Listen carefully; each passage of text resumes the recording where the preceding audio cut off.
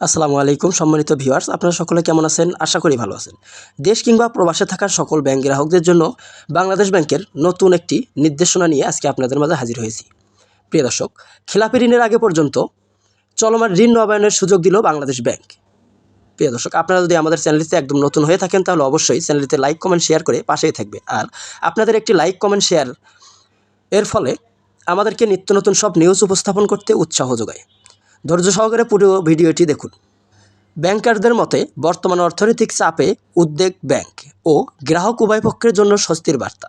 বিশেষ করে আমদানি রপ্তানি ও বাণিজ্যিক খাতের স্বল্পমেয়াদী ঋণ নবায়নে যে দেরি ও জটিলতা তৈরি হচ্ছিল তা কমবে। বিশেষ কিছু পরিবর্তন। কন্টিনিউয়াস ঋণ সাধারণ 1 বছর মেয়াদি। আগে নির্ধারিত সময়ের মধ্যে ঋণ নবায়ন না করলে মূলধন ও সুদ সমন্বয় করে পুরো অর্থ পরিশোধ ছাড়া নবায়নের সুযোগ ছিল না।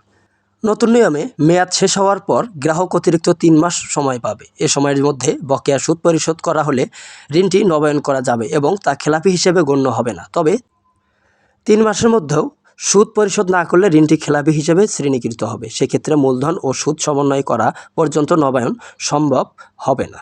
নিয়ন্ত্রণের বাইরে থাকার কারণে সময়মতো নবায়ন সম্ভব না হলে খেলাপি হওয়ার আগ পর্যন্ত নবায়নের সুযোগ থাকবে। তবে দেরির কারণ লিখিতভাবে সংরক্ষণ করতে হবে। এছাড়া ঋণের সীমা অতিরিক্ত অংশ থাকলেও তার সমন্বয় করায় নবায়ন করতে হবে। অতিরিক্ত অংশ নতুন ঋণ হিসেবে দেখানো বা অন্য হিসেবে স্থানান্তর করা যাবে না।